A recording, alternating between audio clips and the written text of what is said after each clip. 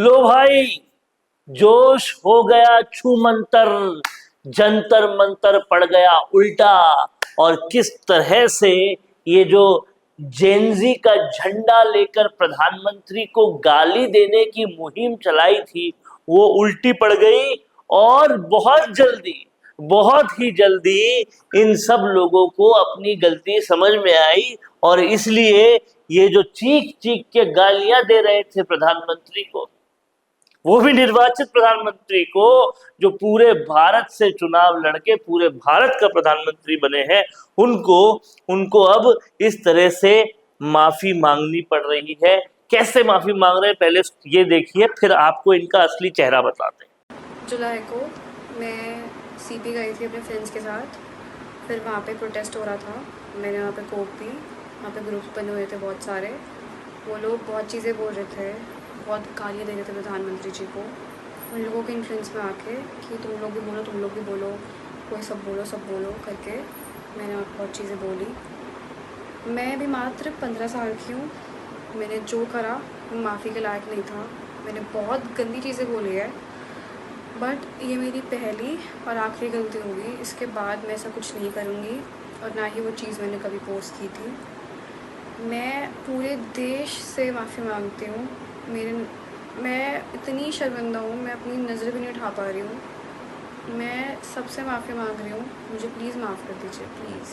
तो ये माफी मांगनी इनको पड़ रही है। और कहीं ना कहीं ये जो जेनजी का बुखार इन लोगों को चढ़ा था, वो बुखार बहुत कुछ कह रहा था। आप देखिए एक वक्त पर ये जेनजी का बुखार और प्रोटेस्ट में गाली देना प्रधानमंत्री को, इसके पीछे क्या कारनामे हैं ये भी आपको समझाते हैं। कि एक तरफ तो ये सब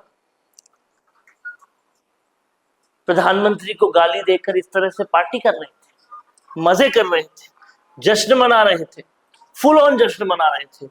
और दूसरी तरफ अगर आप असलियत की तस्वीर देखें तो ये रांची में झारखंड के आदिवासी स्टूडेंट हैं, ये रूखा सूखा खाकर आज भी धरने पर बैठे हुए हैं। इस वीडियो को भी आप देखिए, कोई स्विगी जोमेटो से नहीं पहुंचा रहा इनके लिए खाना, चुपचाप धरने पे बैठे हैं ना, उसकी सजा मिल रही है, कोई इनको सपोर्ट करने नहीं आ रहा। और यहां पर जश्न मनाए जा रहे थे, पार्टी चल रही थी, सेलिब्रेशन हो रहे थे। क्यों? क्योंकि भैया गाली दी है प्रधानमंत्री को, इसलिए सपोर्ट हर तरफ से आ रहा था। ये सब तो आपने देखा ही होगा कि सीजेपी के फॉलोअर्स में बांग्लादेशी, पाकिस्तानी, ये सारे सबसे ज्यादा है, भारतीय बहुत कम है।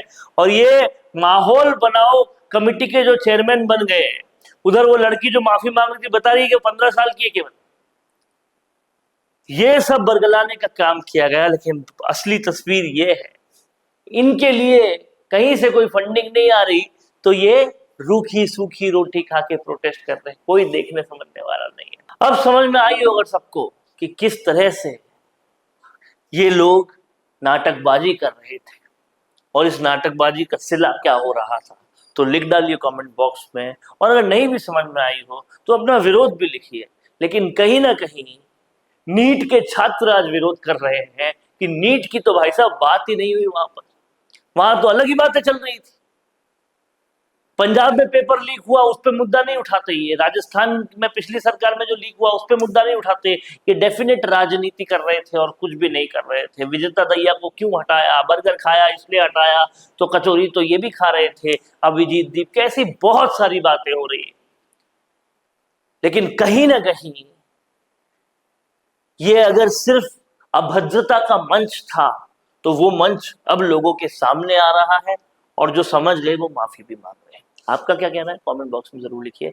देखते रहिए संवाद, क्योंकि ये संवाद है भारत का, भारत के लिए। नमस्कार दोस्तों, अगर आप भी रियल एस्टेट में काम करते हैं तो हम आपके लिए लेकर आए हैं एक गुड न्यूज। आजकल के डिजिटल जमाने के अंदर आपकी प्रॉपर्टी का अच्छा वीडियो कंटेंट होना बहुत जरूरी है। तो हम यानी मिशी मीडिया सॉल्यूशंस आपको प्रोवाइड करवाते हैं एक हाई क्वालिटी कंटेंट वीडियो, जिसके अंदर हम प्रॉपर्टी से जुड़े हुए आसपास की प्राइम लोकेशन और उसकी कनेक्टिविटी को अच्छे से दिखाते हैं। कस्टमर आपकी वीडियो को सिर्फ देखे ही नहीं, आपको कांटेक्ट भी करे, जिससे कि आपकी डील क्लोज होने की पॉसिबिलिटीज बढ़ जाती है।